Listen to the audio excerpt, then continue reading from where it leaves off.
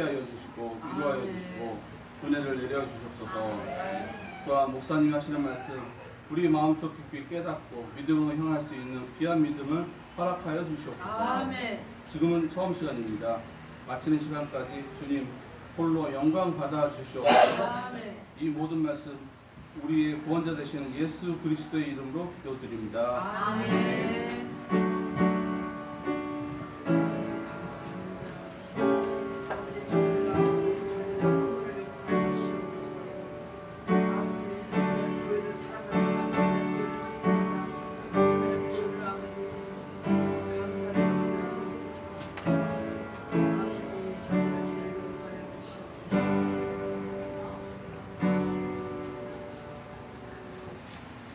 오늘 보실 하나님의 말씀은 예배소서 6장 1절부터 4절 말씀입니다. 예배소서 6장 1절부터 4절, 제가 가진 성경으로 신약 316면입니다. 찾으셨으면 저와 여러분이 교독하시겠습니다. 자녀들아, 주 안에서 너희 부모에게 순종하라. 이것이 옳으니라. 내 아버지와 어머니를 공경하라. 이것이 약속이 있는 첫 계명이니. 이로써 내가 잘되고 땅에서 장수하리라. 또 아비들아, 너희 자녀를 그렇게 하지 말고 오직 주의 눈과 귀를 열어라. 아멘. 잠시 기도하시겠습니다. 하나님, 무더위 속에서도 우리에게 복된 마음을 주시사 이렇게 예배자의 자리에 서게 하시니 감사합니다. 하나님, 지난 일주일 동안 세상에서 살다 보니 세상 일에 너무 지쳐서 힘들어서 아버지 하나님, 하나님을 찾고 아버지 하나님 그 열정의 마음으로 이 자리에 나왔습니다. 하나님, 이 시간 우리들이 예배드릴 때에 우리 하나님 앞에 영과 진리로 예배드리게 하시고 무엇보다도 우리가 세상에서 가져온 모든 짐들을 우리 주님께 맡기고 안식할 수 있는 예배가 되게 하여 주시옵소서. 쉼이 있는 예배가 되게 하여 주시옵소서. 하나님, 그 쉼 속에서 우리의 믿음이 더욱더 강건해지며 이제 남은 인생 하나님으로 살겠다고 결단하는 은혜의 시간이 되게 하여 주시옵소서. 하나님 아버지, 지치고 힘든 성도들에게 하나님의 말씀을 통하여 다시 일어설 수 있는 용기와 힘을 허락하여 주시옵시고 우리 하나님만으로 자족하는 삶을 살겠다라고 다짐하는 그런 시간을 허락하여 주시옵소서. 지금은 예배드리는 처음 시간입니다. 마치는 시간까지 우리 주님 홀로 영광 받아 주시옵소서. 감사드리며 우리 주 예수 그리스도의 이름으로 기도드리옵나이다. 아멘.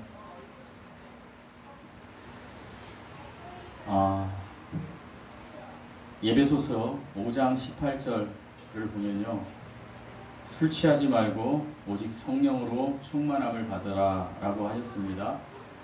특별히 이제 5장을 건너서 우리가 이제 6장에 왔습니다. 그런데 우리가 이제 성경을 읽어보면 예배소서는 몇 장까지 되어 있어요? 6장까지 되어 있습니다. 그래서 제가 1장부터 3장까지는 예수 그리스도를 믿어서 구원받는 길을 하나님께서 알려준 것이다. 그래서 예수 그리스도를 믿어서 구원받는 것은 2장 8절 말씀처럼 예수님께서, 하나님이신 예수님께서 그 은혜로, 성부 하나님의 은혜에 의하여 믿음으로 말미암아 우리가 구원을 받았다고 말씀드렸습니다. 여기서 은혜라는 것은요, 셈이라고 한다면 믿음이라는 것은 무엇이라고 말씀드렸냐면 통로라고 제가 말씀드렸습니다. 그러니까 샘물이 흘러나오는 통로, 그러니까 그 통로를 통해서 우리가 구원을 받은 거라고 그랬어요. 그래서 그 믿음을 세부적으로 들어가면 우리가 이제 원어 성경을 잘 보면 많은 목사님들이 알고 계시지만 성도들이 힘들을까봐 이 얘기를 안 하다 보니까 마치 이 얘기를 하면 이단인 줄 아는데 절대 이단이 아니에요. 그 믿음을 잘 들어가 보면 하나님이 주는 믿음이 있고 우리의 믿음이 있다라는 거예요. 그래서 하나님이 주시는 믿음을 킹제임스 성경이나 원어 성경, 특히 킹제임스 성경에서는 예수 그리스도의 믿음이다 라고 말씀하셨어요. 제가 이렇게 설교해서 떠나신 분도 있죠. 뭔 황당한 얘기를 해. 믿음이면 믿음이지 예수 그리스도의 믿음이 어디 있어. 아니에요. 성경 전체를 보면 예수 그리스도의 믿음을 통해서 우리가 믿으면 구원을 받는 거예요. 이걸 정확히 아셔야 돼요. 그래서 아까 말씀드렸잖아요. 그 샘물, 그 은혜, 샘, 그 샘에 하나님의 그 은혜가 샘이라고 한다면 샘물이 흘러나오는데 이 샘물은 예수 그리스도의 피예요. 예수 그리스도의 피가 어디를 통해서? 믿음이라는 통로를 통해서 우리에게 올 때에 우리가 받아들여요. 이게 요한복음 1장에 영접하는 거예요. 그럴 때 우리가 구원을 받는 거예요. 아멘이세요? 그게 3절까지 기록되어 있다라고 말씀드렸어요. 그래서 이 예수님이 주시는 믿음, 제가 조금 설명해 보자면, 준비하지 않았지만 우리 교회 성도를 정확히 아셔야 되니까, 천국 백성 정확히 되셔야 되니까, 이 믿음에는 뭐가 들어있다고요? 예수 그리스도의 피. 그러니까 예수 그리스도의 피의 역사에는 뭐가 있어요? 복음이 있는 거예요. 복음이 뭐라 그랬어요? 여러분이 한번 답해 보세요. 복음이 무엇입니까? 지난 10년 동안 저는 우리 교회에서 배웠고 뭘 했어요 했는데, 이렇게 복음이 무엇이에요? 대답 못 하시는 분들은요, 정말 깊이 생각하셔야 돼요. 회개하셔야 돼요. 복음이 뭐예요? 고린도전서 15장 1절부터 5절에 나와 있는 예수 그리스도께서 이 땅에 오셔서 피 흘려 죽으시고 십자가에, 그리고 부활하신 거, 조금 더 확장하면 승천하시고 다시 오신다고 하는 것까지, 이게 복음이에요. 이 사건이. 그러니까 예수 그리스도의 피가 뭐예요? 복음의 한 부분, 핵심이에요. 그러니까 이 믿음이라는 통로에는 뭐가 들어있는 거예요? 복음이 들어있는 거예요. 근데 로마서 1장에 보면 이 복음에는 뭐가 들어있다는 거예요? 하나님의 의가 들어있는 거예요. 그러니까 복음 안에 하나님의 의가 들어있는 거예요. 이해하셨습니까? 제가 이거 설명을 참 많이 했는데, 그래서 하나님의 의는 뭐라고 그랬어요? 하나님과 올바른 관계를 맺는 것, 의가 하나님이 인정하시는 거예요. 그래서 이걸 받아들일 때 여러분이 구원받는 거예요. 그래서 이것을 에베소 1장부터 3장까지 기록했고, 그걸 받았으면 여러분이 4장부터 6장까지 이렇게 살아야 됩니다라는 걸 말씀드린다고 했어요. 그런데요, 사실 우리 성경에는 이렇게 쉽게 1장부터 2장, 3장, 4장, 5장, 오늘 6장, 마지막 장까지 이렇게 구분이 되어 있지만, 실제 성경은 그렇지 않아요. 장과 절이 구분되어 있지 않아요. 그냥 이어져 있어요, 이 이야기가. 그냥 우리가 이해하기 쉽게 하기 위해서 성경을 번역한 신학자들이 그렇게 한 것일 뿐이에요. 그러니까 최초의 성경을 받았던 성도들은 이게 없었어요. 그냥 쭉 오는 거예요. 그래서 특별히 오늘 6장의 1절 말씀은 자녀와 부모의 관계에 대해서 너희들은 어떻게 해야 돼? 자녀면 이렇게 해야 돼. 부모면 이렇게 해야 돼. 이렇게 기록되어 있는데, 사실은요, 이것이 5장 18절에 제가 서두에 말씀드린 것처럼 술 취하지 말고 성령 충만해져라. 이 말씀, 너희가 성령 충만해졌어? 그렇다면 내가 너희에게 요구할 게 있어. 하나님이 말씀하시는 거예요. 우리에게 요구할 게 있다라는 거예요. 그게 뭐예요? 피차 복종하라. 그런데 그 중에서 모든 사람의 관계 중에서 첫 번째가 뭐냐? 여러분, 우리가 인생을 살다 보면 이 땅에서의 죽음, 이별을 우리가 이제 경험하게 됩니다. 그걸 보잖아요. 그런데 자녀가 죽는 것, 부모가 죽는 것, 내 배우자가 죽는 것 중에 어떤 슬픔이 가장 크다라고 생각하십니까? 그렇죠? 다 그러죠? 아니라는 것이에요. 제가 얘기하는 게 아니라 가장 큰 슬픔은 배우자를 잃은 슬픔이 가장 크다는 거예요. 제가 얘기하는 게 아니에요. 학자들이 얘기하는 거 찾아보세요. 그래서 하나님께서도 너희의 관계 중에 가장 중요한 게 뭐다? 남편과 아내이다. 그래서 첫 번째, 너희가 성령 충만해졌다면 남편과 아내가 서로 복종해야 된다라는 걸 지난 시간에 말씀하신 거예요. 그럼 두 번째가 뭐예요? 자녀와 부모의 관계. 그러니까 하나님께서 이 땅에 사람을 창조하시고 첫 번째로 준 건 자녀가 아니에요. 뭐예요? 남편과 아내예요. 가정을 주신 거예요. 가정은 남편과 아내가 섬으로써 가정이 시작되는 거예요. 그러니까 하나님이 제일 중요하게 요구하시는 건 남편과 아내예요. 그 다음에 두 번째, 오늘 자녀와 부모의 관계. 그 다음에 세 번째는 뭘까요? 다음 주에는 뭐일 것 같아요? 성경을 읽어보신 분들 알죠? 종과 상전의 관계. 세상에서 나의 직장 상사와 부하 직원의 관계라고 볼 수도 있어요. 그렇게 하나님이 기술해 나가는 거예요. 그러니까 이것을 보았을 때 우리는 자녀와 부모의 관계, 특별히 오늘은 설교 제목이 부모와 자녀의 삶이라는 제목으로 제가 말씀을 드릴 건데, 이것은요, 성령 충만해질 때 충만해졌다면, 너희가 구원받고 그리스도인이 되었어. 그래서 성령이 내 안에 내주해. 내가 은혜 받았어. 그러면 마땅히 자녀는 이렇게, 부모는 이렇게 해야 돼 라고 말씀하십니다. 지난주에는 누구하고 누구에게 말씀하셨다고요? 남편과 아내에게 말씀하십니다. 그런데 남편과 아내 중에서 누가 죄를 더 많이 지을 확률이 많다고 그랬어요? 남편. 그래서 아내에게 먼저 하라고 말씀이 나옵니다. 하나님의 말씀은요, 이게 정말 대단하십니다. 우리에게 역사하시는 것이 하나도 빠짐이 없어요. 그래서 오늘은 이제 부모와 자녀의 삶이라는 제목으로 제가 말씀을 나누겠는데, 자녀와 부모 중에 하나님이 누구에게 먼저 요구하시는 것 같아요? 요즘은 이제 거꾸로 됐어요, 세상이. 예수님이 오실 때가 되면 이렇게 거꾸로 세상으로 가게 되는 것 같아요. 그런데 하나님은 또 정확하게 남편과 아내의 관계에서 남편에게, 아내에게 먼저 순종해라, 잘해라, 사랑해라 이렇게 얘기하셨죠? 그런데 자녀와 부모의 관계는 먼저 누구에게 얘기해요? 1절 말씀 읽어보시겠습니다. 1절 시작. 자녀들아 주 안에서 너희 부모에게 순종하라. 이것이 옳으니라. 뭐라고요? 자녀들에게 이어가시는 거예요. 여기서 이제 저도 자녀 됐잖아요. 저희 어머니가 여기 계시지만, 자녀들아 너희 부모에게 순종해라. 이것이 먼저 명령이에요. 부모와 자녀 관계가. 그러니까 부모님이 자녀들에게 잘해주는 거, 자녀가 부모들에게 잘하는 거, 이게 바뀌어버렸죠. 인간 세상은. 자기 어머니, 자기 부모님에 대해서는 홀대하면서 자기 자녀에 대해서는 왕처럼 모시는 거예요. 그런 세상이 됐어요. 선악과 이후의 세상이 된 거예요. 그런데 하나님은 분명히 말씀하신 거예요. 자녀가 먼저 부모에게 어떻게? 주 안에서 순종해야 된다라는 거예요.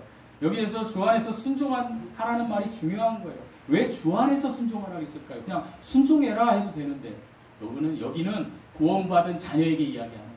여러분이 구원받았다라 그러면, 성령이 여러분에게 계신다 그러면 여러분이 부모에게 마땅히 순종해야 될 의무가 있다라고 말씀하시는 거예요. 주님 안에서 자녀들이 주님과 하나가 되었다면 어떻게 해요? 내가 영이 거듭나서 혼이 구원받으니까 내 영 안에 누가 오셨다고 그랬어요? 성령이 오신 거예요. 하나 되었어요. 예수님께서 주시는 생명의 영, 하나가 된 영으로 우리가 어떻게? 그 주님의 마음으로 부모에게 순종해라 이 얘기예요. 네가 구원받았고 네가 성령이 네 안에 내주하시고 네가 성령이 충만하다면 자녀여 너희 부모에게 순종해라 이 말씀이라는 거예요. 누구의 마음으로? 주님의 마음으로. 주님이 어떻게? 우리 주님께서, 아들이신 우리 하나님께서, 예수님께서 성부 아버지 하나님 앞에 죽기까지 순종하듯이 너희도 하나가 되었다면, 예수님과 성부 하나님이 하나 되었잖아요. 너희도 예수 그리스도 안에서 하나가 되었다면 주님의 마음으로 부모에게 순종해라. 이게 1절 말씀입니다. 그러니까 이 마음이 없으면 부모에게 순종할 수 없다라는 거예요. 세상 지식대로 한다라는 거예요. 나는요, 부모님보다는 내 자식이 먼저예요. 이렇게 생각한다라는 거예요. 그래서 그렇지 않습니까? 제가 사실 어제 아침 6시 45분에 집에서 나와서 저녁 9시 20분까지 한 집에 가 있었어요. 한 집에. 한 14시간 되잖아요. 14시간. 교회도 못 오고. 그래서 주보도 미리 만들어 놓고 설교 준비도 금요일까지 다 맞춰 놓고, 왜냐하면 미리 제가 그 예고를 받았거든요. 이게 뭐냐면 우리 큰 아이들이 부산에 가니까 자기 자녀를 봐야 된다는 거예요. 그게 오늘 예배 시간에 소리 꽥꽥 지르고 다니는 애예요.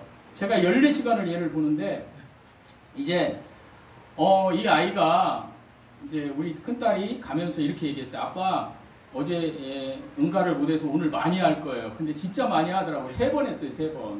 3번 했는데 이 아이가요, 제가 14시간을 보면서 이 설교 준비하고 내가 은혜를 받은 게 부모의 마음. 제가 갔다 오니까 우리 어머니와 우리 사모가 고생 많았어 그러더라고요. 우리 사모는 음식 준비하느라고 오늘 여러분 덥다고 냉차 준비한다고 거기를 안 왔어요. 그러니까 제가 오롯이 본 거예요. 컵라면 먹어가면서. 근데 제가 이 아이를 보면서 많은 걸 느꼈어요. 14시간 동안 은혜를 엄청 받았어요. 뭐 제 손주 얘기를 하는 게 아니라 제 스스로 우리 어머니도 나한테 이랬겠지.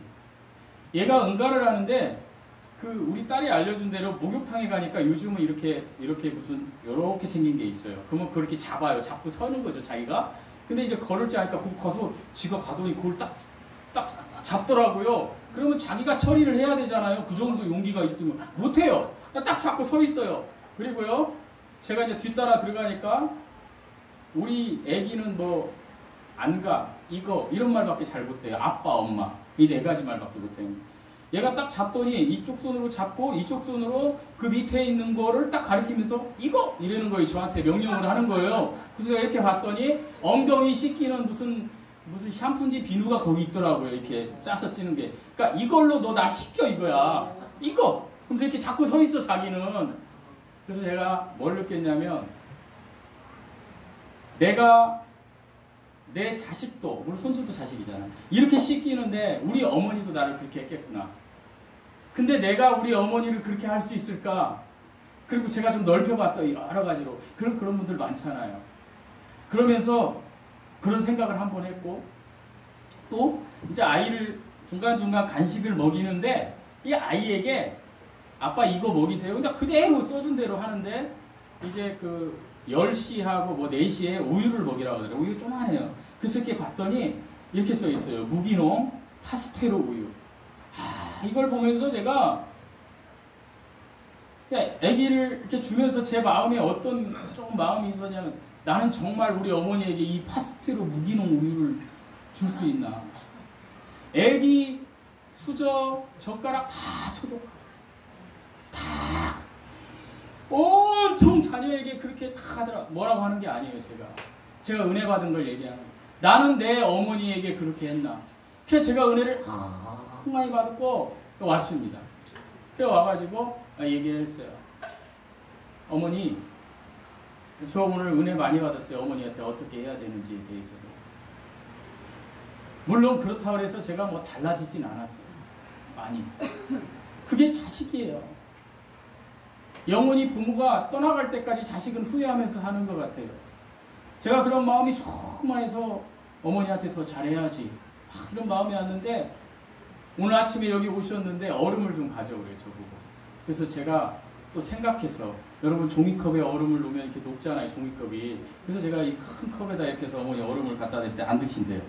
아까 전 얘기 1시간 전 얘기. 왜 안 드세요? 그랬더니 다른 사람이 먹었으니까. 우리 어머니가 약간 그런 게 있으세요. 계시지만 내가 그 순간 또 그런 거예요. 그냥 드세요. 근데 그 말을 한 게 얼마나 또 마음에 걸리는지 제가 지금 회개하는 거예요. 그냥 종이컵에 드릴 걸. 나는 어머니를 생각해서 그렇게 줬는데 어머니는 또 반대로 그런 건데 내가 그냥 드세요. 그 녹으면 그냥 바닥에 그 종이컵. 이게 자식이라는 거예요. 그러니까 저도 자식이지만 여기 자식된 분들 부모에게 지금도 우리 김영자 집사님이 예배를 안 보고 계시고 애기를 보고 있는데 이거 잘못된 거예요. 그냥 예배 보시고 여기 다 나와서 떠드세요. 그냥 애기들하고. 정말로 저도 참 이런 얘기할 자격은 없지만 부모님 앞에서 부모님을 공경하고 순종하는 그런 마음을 가져야 돼요. 왜 1절에 하나님이 순종하라 그리고 2절에 공경해라 이런 말씀을 하세요. 순종은 뭐냐면 행위예요. 행위. 내 공경은 뭐냐면 태도예요. 내가 존경하는 존경심을 갖는 태도. 내가 부모님을 공경하려고 존경심을 가졌으면 삶으로 행위로 나와야 된다는 거예요. 저는 저희 어머니에게 내가 최선을 다해서 이렇게 모시면 내가 효도하는 거지 이런 생각을 했는데 사실 그걸 지키지도 못했지만 어제 그런 경험을 한 거예요. 언어를 잘 사용해야 되겠다. 언어를. 이 말을 들어주고 그냥 잘 안 돼요. 제가 어제 아기를 보면서 이 아기가 울어요. 엄마를 찾아 또 주기적으로. 그러니까 얘를 꼬실 게 하나도 없는 거예요. 그래서 핸드폰으로 뽀로로를 틀어드렸어요. 아빠 절대로 핸드폰 주지 마세요. 근데 제가 뽀로로를 틀어줬어요. 얘가 뽀로로만 틀으면 그냥 바로 안 울어요. 그리고 이걸 딱 잡고 자기가 이렇게 보는 거예요. 그래서 이걸 오래 보면 안 되잖아요. 그래서 제가 한번 뺏어봤어요. 이렇게. 그랬더니 꽉 주고 쥐고 안 뺏기려고 하는 거예요. 근데 제가 이렇게 뺏어가지고 뒤로 따였어요. 할아버지 거야. 그랬더니 이 아이의 표정이 갑자기 애기인데, 애기잖아요. 14개월밖에 안 돼요. 갑자기 인상이 막 틀어지는 거예요. 그래서 이제 점점점 울려고 하는 분위기로 이렇게 가는 거예요. 다시 핸드폰 주면서 손이 보니까 그때 또 시계 붙는 거예요. 부모는 나에게 기대하는 게 이거구나. 내가 부모 앞에서 항상 어떤 태도? 기뻐하는 태도, 죽어가지 않는 태도. 어머니 괜찮아요. 어머니 이렇게 하세요. 긍정적인 태도를 원하시는 거구나. 왜? 우리 아기가 기뻐하는 걸 보니까 제가 기쁘더라고요. 저와 여러분이 정말로 주님 안에서 부모님께 순종하고 공경하는 것은 부모님을 기쁘게 해드리는 거예요. 나는 부모님이 없는데 어쩌라고 저런 설교를 해? 오늘 본문이 그러니까 설교하는 거예요. 그러면 그런 분들은 그냥 부모님 같으신 분들한테 그렇게 하시면 되는 거예요. 그리고 너무 억울해하지 않으시면 돼요. 왜요? 2절에 또 나오거든요. 그 내 자녀들이 나한테 제가 2절에 나오는 게 아니죠. 내가 그렇게 하면 되는 거예요. 저는 지난주에 엄청난 사건을 경험하면서 너무 놀랐어요. 여러분 다 경험한 거죠. 뉴스 보신 분들도 있고 안 보신 분들도 계실 텐데 제가 좀 소개하자. 오늘은 좀 더우니까 예화를 말씀드립니다. 그게 안 졸잖아요. 엄청난 충격을 받았는데 처음에는 별거 아닌 줄 알았어요.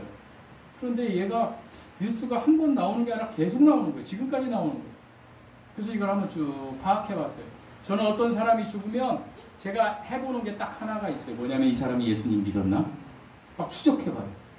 예수님 믿고 죽었나 안 죽었나? 네, 그걸 많이 해요. 어제는 헐크 호건이 죽었잖아요. 헐크 호건 아세요? 레슬링 막 이렇게 하시는 분? 그렇게 190cm 건강한 사람도 그냥 죽어요. 헐크 호건이 죽었는데 내가 그분 찾아봤어요. 예수님 믿은 사람인가요? 근데 지난 7월 20일 날 돌아가신 분을 내가 좀 찾아봤어요. 왜냐? 이분은 30대거든요. 어이없게 죽었어요. 총 맞아 죽은 거예요. 아시죠? 인천 송도 그 국제도시 그 좋은 아파트 35층에서 30대가 총 맞아 죽었어요. 그런데 잡고 보니까 누구예요? 아버지. 근데 너무 놀랐어요. 저는. 왜 놀랐냐? 그렇게 끝나야 되는데 제가 이 사람을 막 추적하다 보니까 어머 이 사람이 누구냐면 대기업 CEO의 남편이에요. 이혼한 남편. 여러분 여자분들은 잘 알지만 우리나라 피부샵에 엄청나게 유명한 약손 명가라는 대기업이 있어요. 이 손으로 이렇게 얼굴 작게 만들고 하는 연예인들도 가요.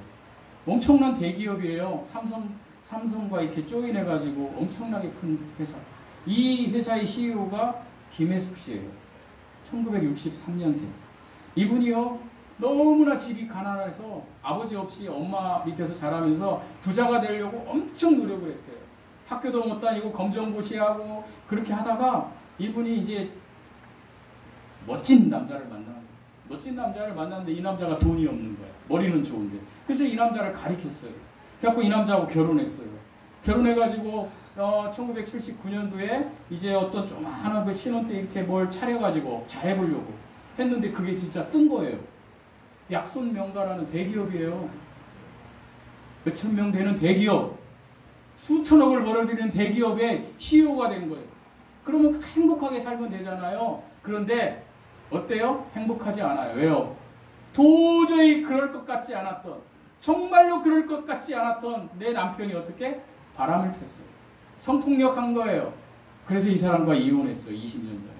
그러고는 아들 하나 있었는데 이 아들한테 전력을 다해서 이분이 인터뷰를 엄청 많이 했던데 이분이 뭐라고 인터뷰했냐? 내가 줄 수 있는 최고의 선물은 아들에게 내가 가진 모든 것을 물려주는 것이에요. 김혜숙 씨가 그랬어요.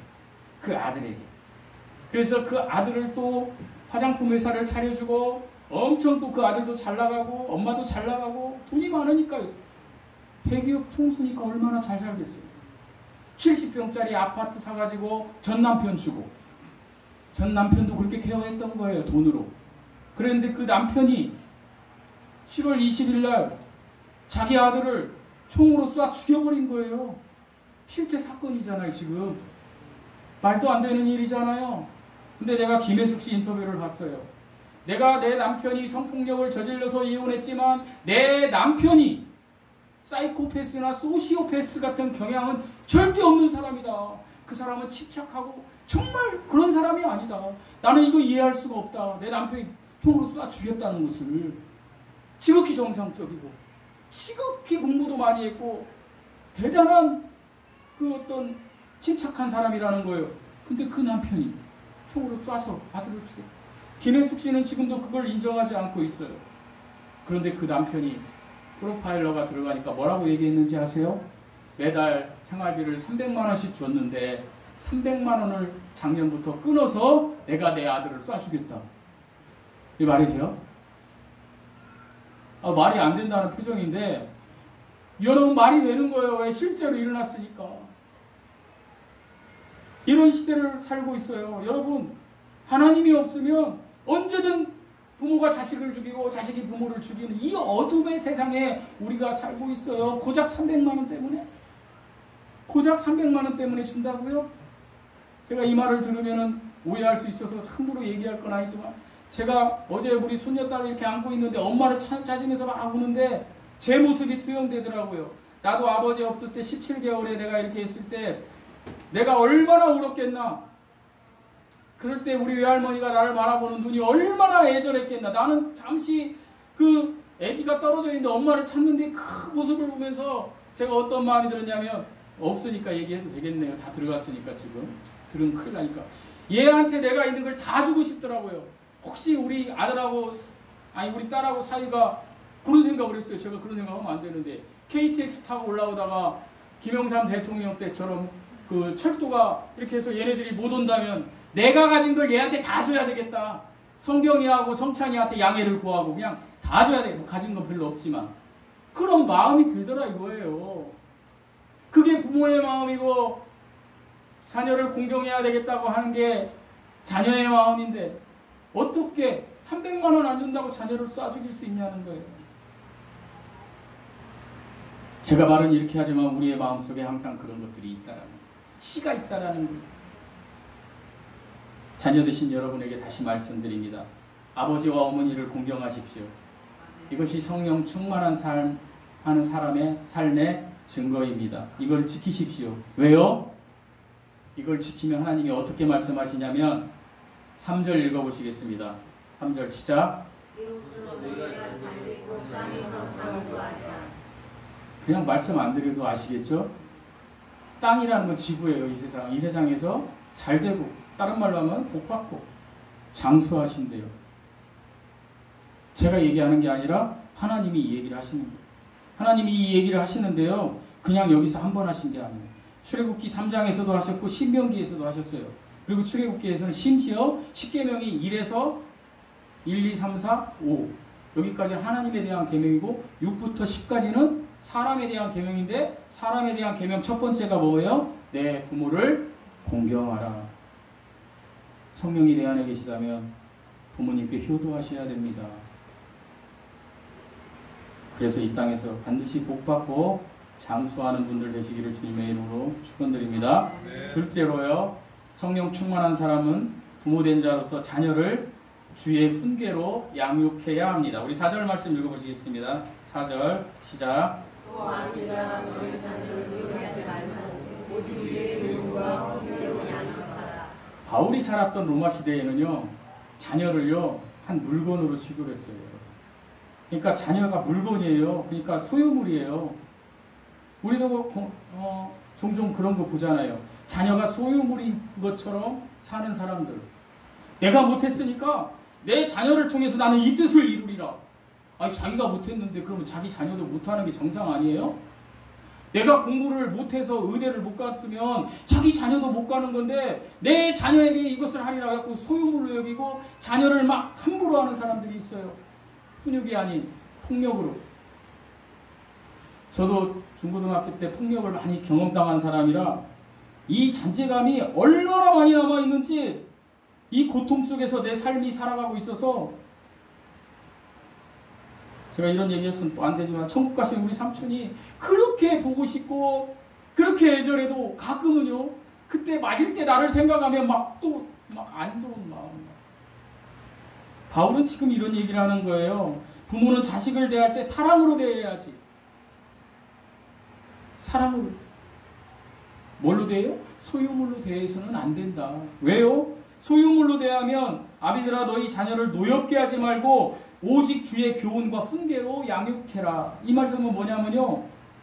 너희가 너희 뜻대로 내 소유물대로 하면 자녀가 어떻게 된다라는 거예요? 노엽게 된다. 말은 안 하죠. 약자니까. 어렸을 때 어머니, 아버지, 삼촌이 나를 때릴 때 내가 약자니까 그냥 참고 있어요. 그냥. 어떻게 할 수가 없잖아요. 제가 경험자예요. 제가 언젠가 설교했죠. 여기 삼촌 되신 분들, 아버지, 어머니, 형 되신 분들, 그 조카, 아들, 딸 이렇게 때렸으면 회개하시고 비셔야 돼요. 그냥 묻어가는 게 아니에요. 왜? 그 아이의 마음에 노여운 마음이 평생 간다니까요. 제가 그래요. 제가. 우리 삼촌이 내가 교회 개척하고 여기다 선교연금 보내고 그렇게 잘하고 그 사람이 생각할 수도 없이 2달 전에 같이 가셨어. 그 나는 너무 애절해. 그것만 생각하고 우리 삼촌 너무 마음이 아프고 외숙모는 얼마나 마음이 아플까. 그런데도요. 제 마음 한곁에 삼촌한테 그렇게 두들겨 맞을 때 그게 들으면요. 너무 막 싫어요. 지금. 가끔 내가 제 아내한테도 얘기하고 어떤 분들 제가 좋아하는 분들한테도 얘기하는데 얘기하지 마세요. 그런데 그거 몰라요. 당해본 사람만 알아요. 당해본 사람. 그 공포심, 그 무서움. 제가 그때는 어머니한테 얘기를 못했어요. 여기 계시지만 지금 얘기했어요. 엄마 마음이 아프겠지. 아프시겠지. 딱 그때 너무 무서웠어. 우리가 그런 가해자의 입장에 있었다면 회개해야 됩니다. 저는 제 자녀를 때려본 적이 없어요. 근데 한 번 때려왔어요. 우리 성찬이를. 공부 가르친다고. 소유물로 알았던 거예요. 너는 왜 이것도 몰라? 어떻게 때린다는 것이 막 머리고 막 때리는 거예요. 제가 반성문 쓰고요. 학교 운동장에 갔더니 성찬이가 그때 2학년인가 1학년이었는데 키가 작았어요. 큰 놈들이 우리 아들을 골키퍼를 시켜놔가지고 축구하는데 이러고 서 있는 거 이렇게 지금이니까 저렇게 커졌지. 제가 그걸 보면서 마음이 얼마나 안 좋아요. 지금도 안 좋아요. 그래서 제가 쟤한테 몇 번 사과했어요. 괜찮아, 미안하다 아빠가. 여러분 자녀를요 내 소유물로 하면 노엽게 돼버리는 거예요. 노엽게. 자녀가 분노하게 되는 거예요. 분노하게. 그러면 이미 내가 그렇게 했어. 그럼 반드시 자녀 앞에 무릎 꿇고 가서 회개하셔야 돼요. 내가 잘못했다.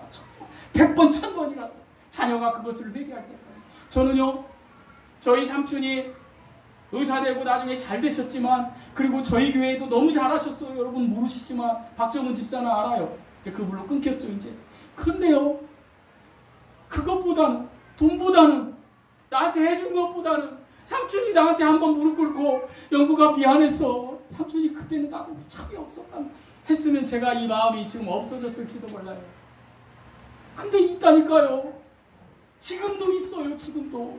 어떤 때 뉴스를 보면서 어떤 큰 사람이 약한 사람을 학대했다는 걸 보면 제가 분노가 일어난다니까요. 제가 투영이 돼요. 거기가. 내가 그 피해자 같아. 미치겠는 거예요. 그래서 지금도 제가 밀양에 한번 가려고 합니다.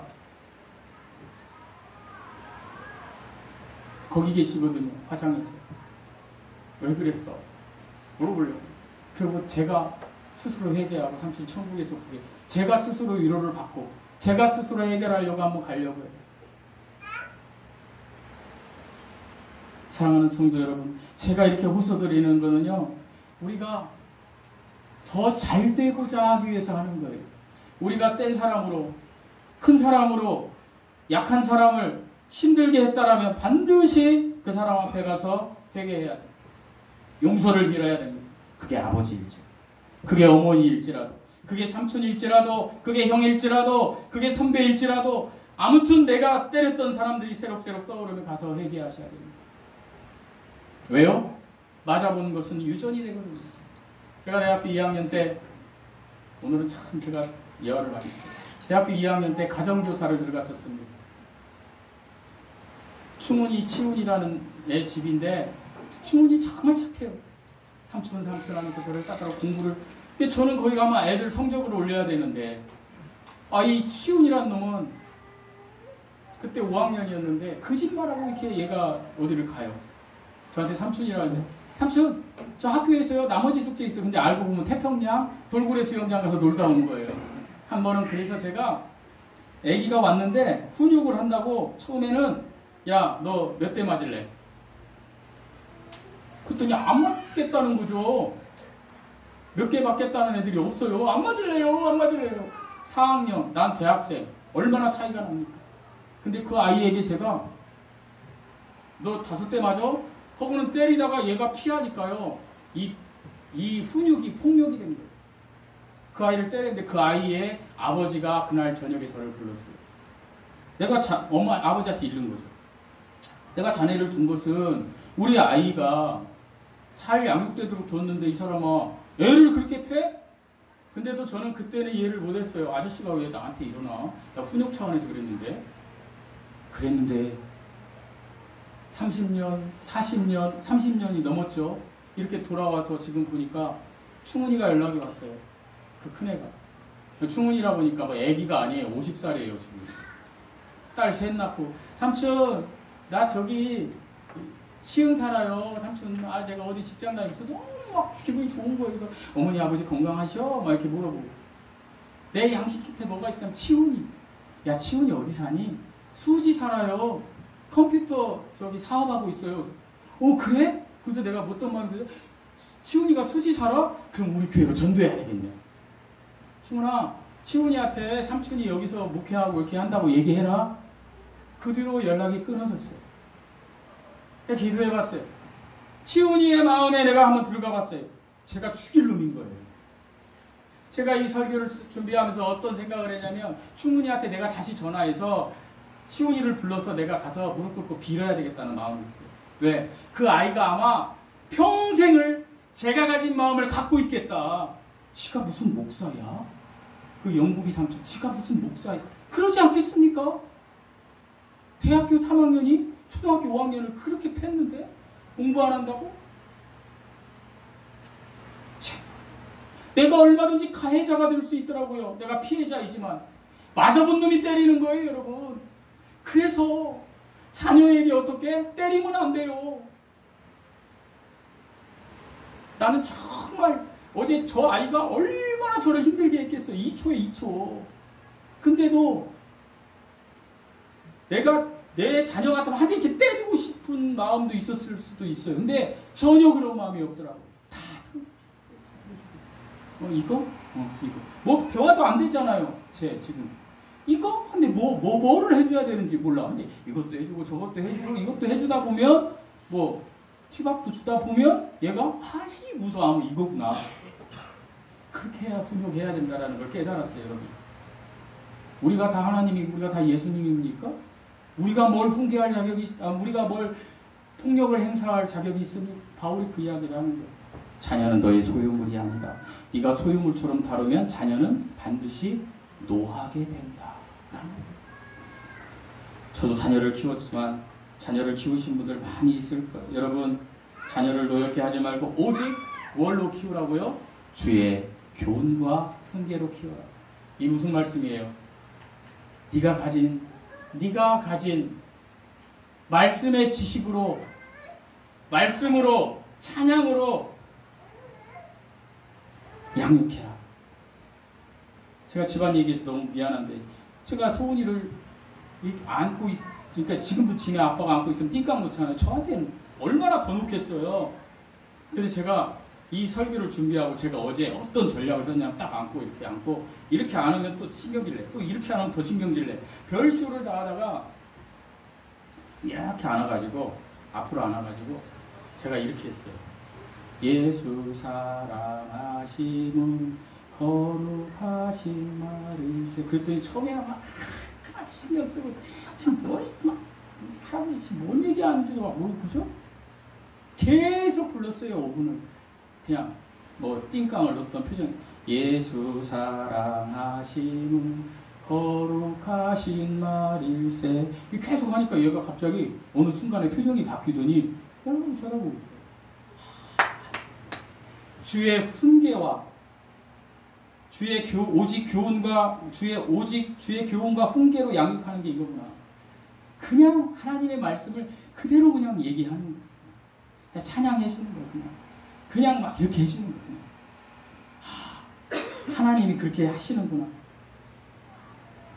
실제로 미국에는 이런 실제적인 이야기가 있어서 이것을 소개하면서 말씀을 마치도록 하겠습니다.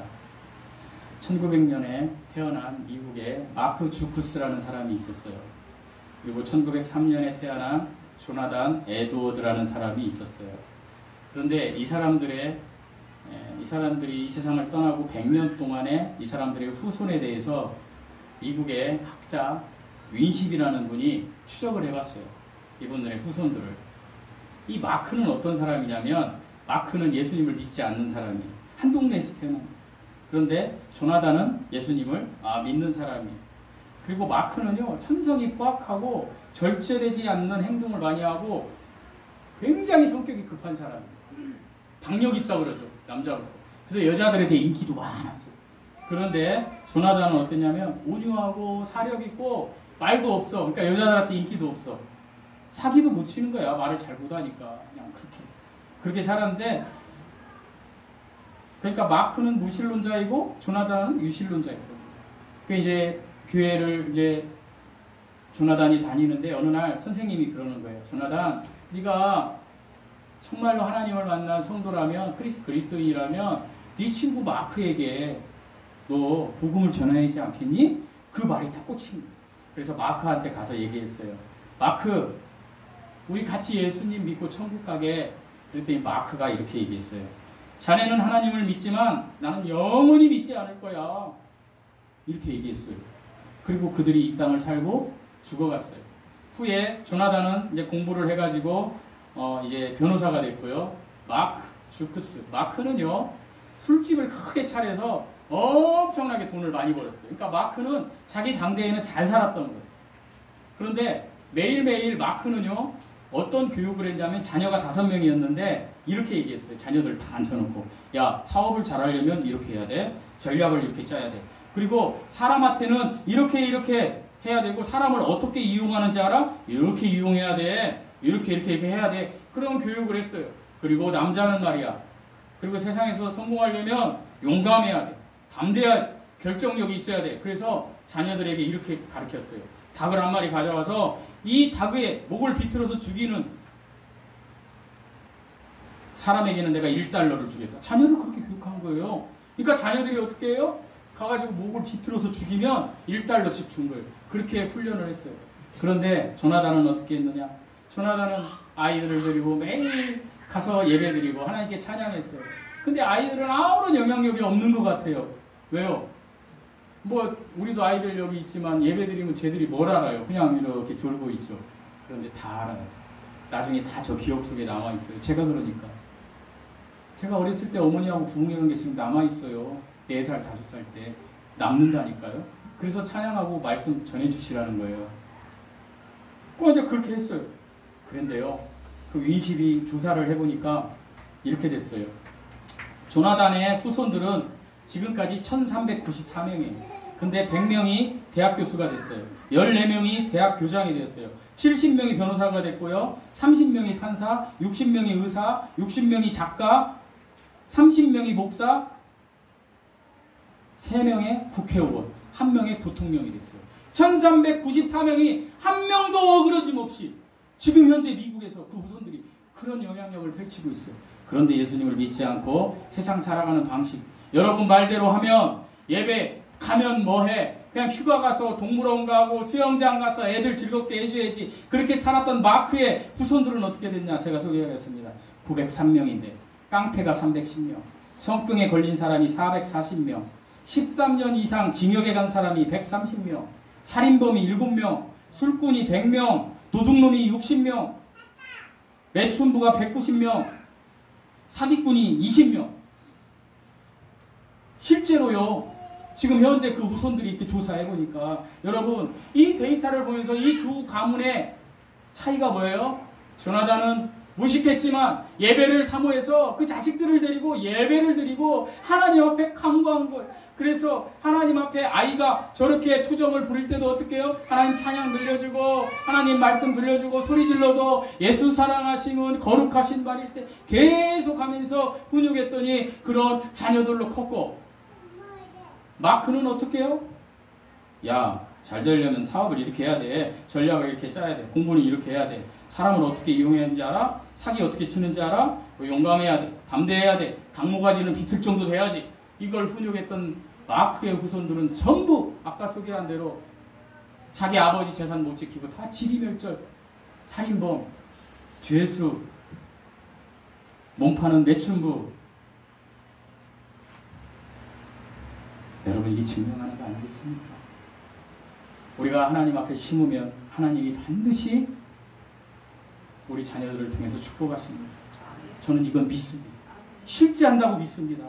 여러분에게도 이런 믿음이 실제가 되어서 지금부터라도 여러분이 청산할 것들, 여러분이 해결해야 될 것들은 그 대상들하고 해결 반드시 하고 넘어가십시오. 알 거야, 내 자녀가. 아니, 내 어머니가 알 거야. 아니, 몰라요. 남아있어요. 남아있다니까요. 제가 우리 삼촌이 한 번이라도 영구가 미안했어. 그때 내가 너 누나 눈치 보이라고 내가 너 의대 보내려고 그렇게 했어. 한 번만이라도 하고 했으면 내가 이 얘기 아마 안 했을 거고, 삼촌 너무 사랑. 그런데 제가 삼촌 사랑하지 않는다는 게 아니에요. 사랑해요. 그런데 내 마음에 있다니까요, 지금도. 그리고 이 있는 게 어디 뭘로 나갔어요? 나보다 약한 치훈이한테 나간 거예요. 저는 그 아이 찾아서 회개하려고 합니다. 이 설교 준비하면서 제가 결심했어요. 충훈이한테 전화해서 치훈이가 나 안 만나려고 할 것 같아. 전부는 웬걸? 아니, 그 삼촌이 목사 됐다고? 어쩌면 그 아이가 나 때문에 예수 안 믿겠다고 할 수도 있겠구나.